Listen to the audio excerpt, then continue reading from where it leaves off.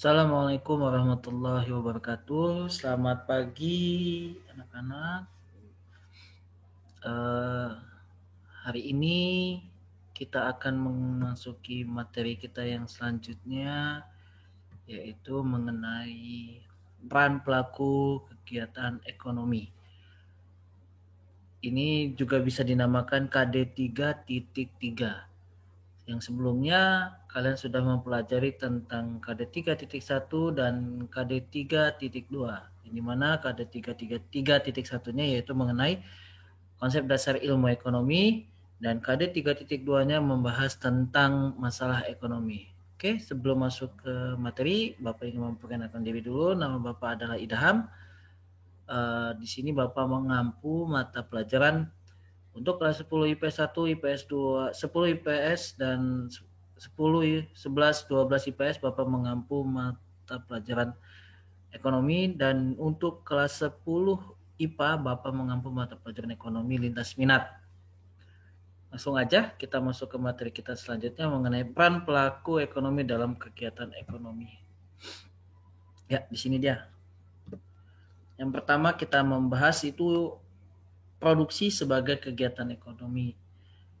Di mana di sini kita bahas dulu produksi. Apa sih yang dimaksud dengan produksi? Apa yang kalian pikirkan tentang produksi itu? Coba. Produksi itu adalah kegiatan menambah faedah suatu benda atau menciptakan benda baru sehingga lebih bermanfaat dalam memenuhi kebutuhan. Itu ini dinamakan produksi. Kegiatan menambah suatu benda atau menciptakan benda baru. Kalau misalnya dia menambah suatu benda dengan mengubah sifat dan bentuknya, itu dinamakan produksi barang. Sedangkan kalau dia mengubah bentuknya, hanya mengubah bentuknya tanpa mengurangi sifatnya, itu dinamakan produksi jasa. Di sini tujuan produksi itu secara umumnya adalah memenuhi kebutuhan manusia untuk mencapai kemakmuran.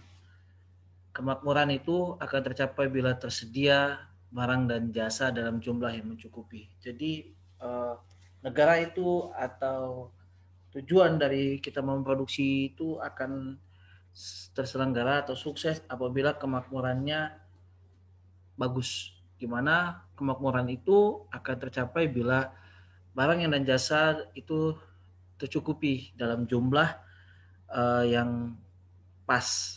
Jadi kalau misalnya belum pas jumlahnya, maka barang dan jasa itu belum bisa tercukupi.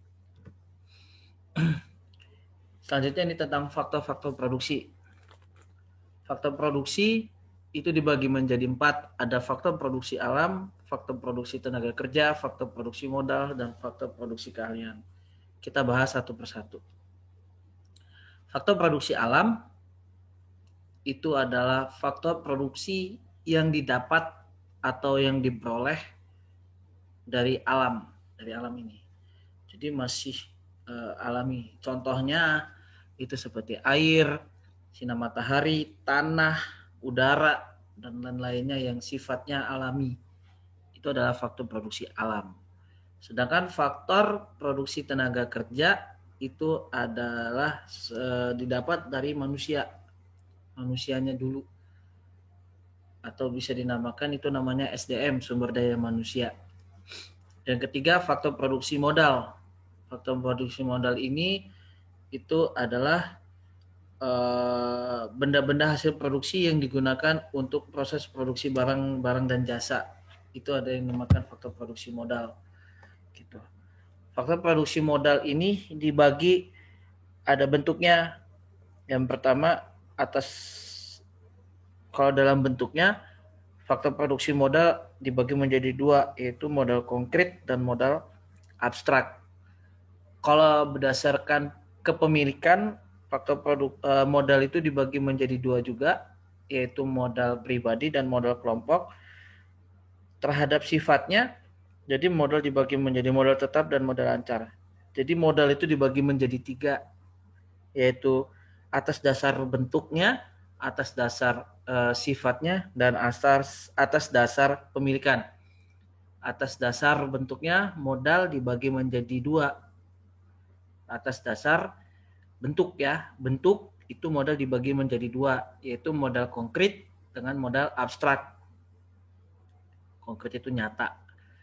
Lalu yang kedua, atas dasar kepemilikan. Jadi modal itu atas dasar kepemilikan, modal dibagi menjadi dua juga, yaitu adalah modal pribadi dan modal kelompok atau modal masyarakat. Yang ketiga, atas dasar sifatnya.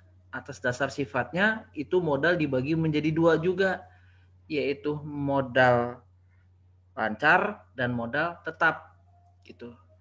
Ya, nanti kalian akan mengetahui kenapa dikatakan lancar. Lancar itu dia habis pakai, kalau tetap dia tidak habis pakai. Dia seperti peralatan nantinya.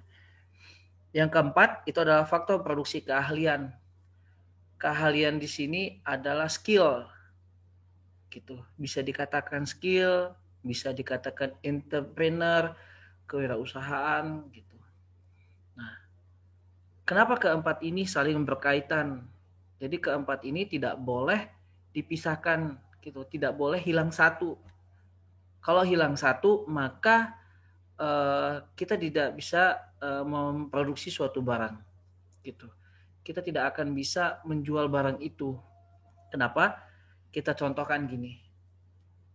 Apabila alam ada, alam itu tenaga kerja, alam itu bahannya deh, bahan baku atau apa.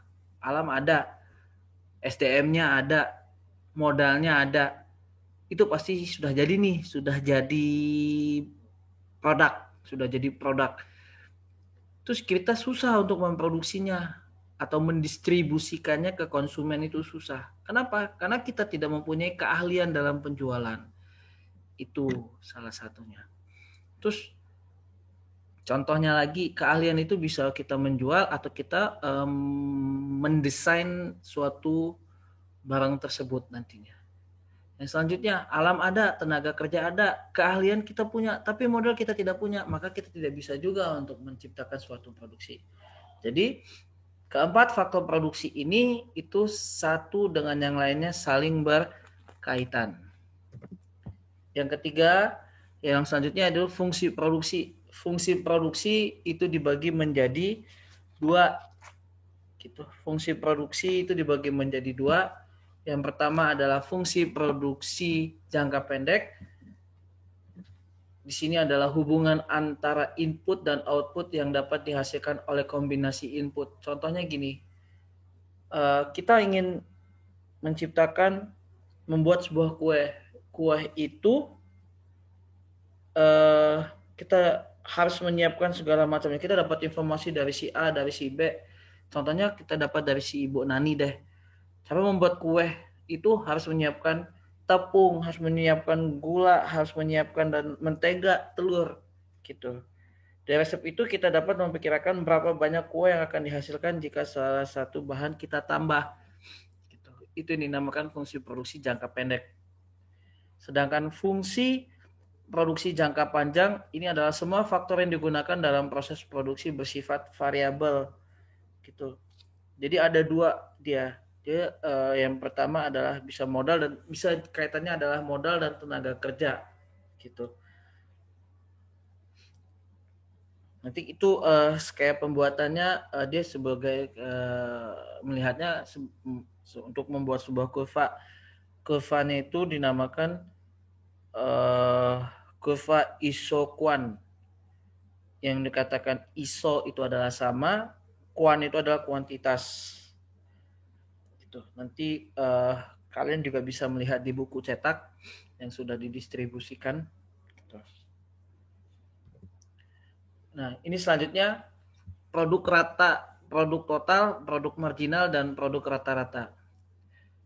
Jumlah output yang dihasilkan selama periode waktu tertentu disebut sebagai produk total atau delta TP. Total product. TP itu adalah total product. Pertambahan output yang dihasilkan dari pertambahan satu unit faktor produksi variabel dinamakan produk marginal atau delta MP, marginal product. produk total dibagi dengan jumlah faktor produksi variabel yang digunakan untuk memproduksi, maka dihasilkan adalah produk rata-rata atau delta AP. Nah, itu rumusnya. Untuk mencari produk marginal itu sama dengan delta TP dibagi dengan delta L. L itu adalah tenaga kerja. Delta L tenaga kerja. Delta itu keseluruhan. Jadi jumlah total produk atau produk total dibagi dengan jumlah tenaga kerja. Itu didapatkannya adalah produk marginal atau marginal product. Yang selanjutnya, untuk mendapatkan produk rata-rata itu mendapatkannya dari total produk aja dibagi dengan tenaga kerja. Lalu yang selanjutnya di sini adalah konsep biaya produksi. Kita sebelum membahas tentang biaya itu apa, biaya produksi itu apa, bagaimana, kita harus tahu dulu definisinya dari biaya.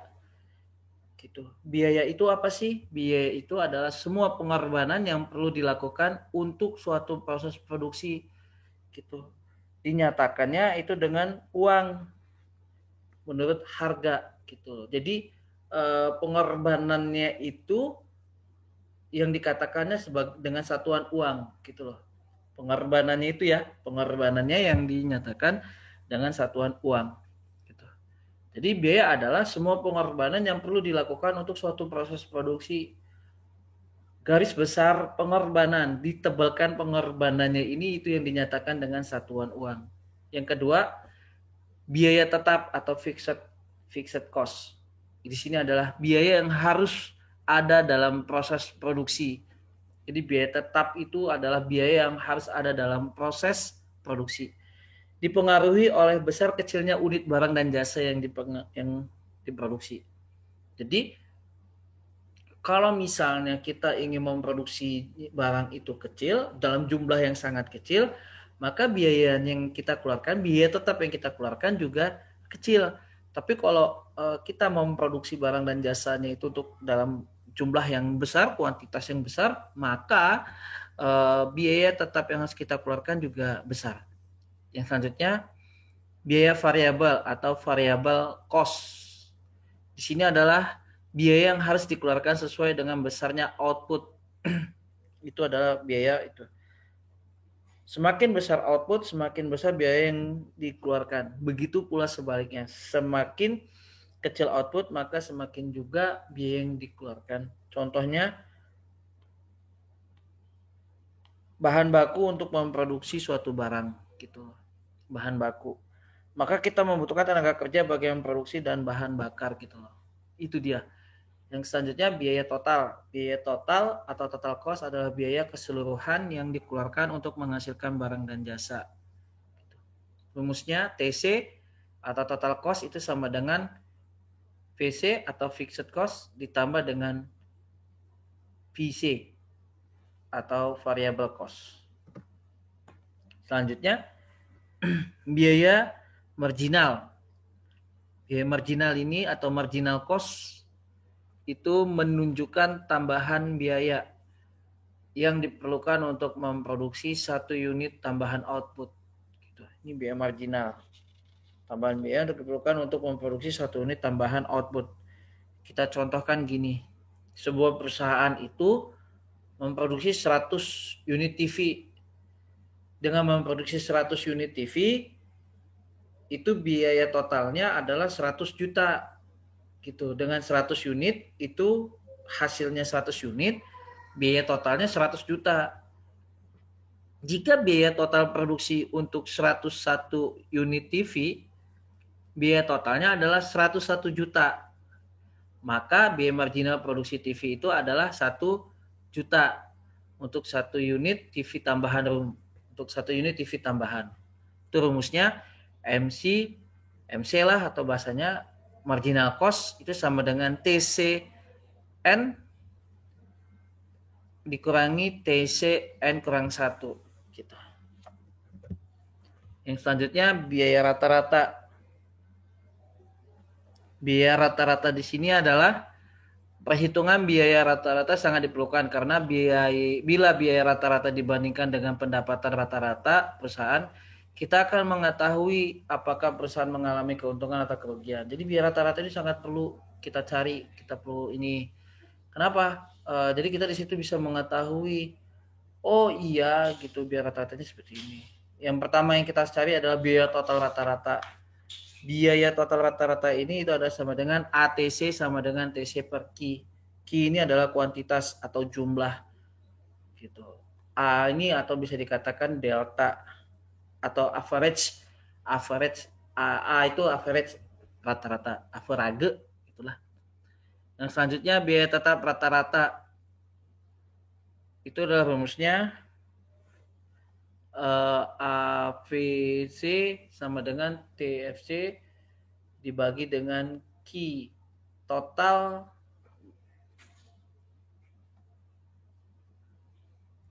Lalu yang selanjutnya AFC itu biaya total rata-rata, total fixed cost. Yang selanjutnya biaya variabel rata-rata, itu rumusnya AFC sama dengan TFC dikurangi Q total fixed cost, total variable cost dibagi dengan kuantitas. Oke, itu materi yang bisa Bapak sampaikan. Nanti kalian juga bisa melihatnya di buku yang ada. Nanti di situ ada penjelasan tentang tabel-tabel. Di dalam buku itu kita akan mengulasnya lagi ke depannya. Terima kasih atas perhatiannya. Assalamualaikum warahmatullahi wabarakatuh.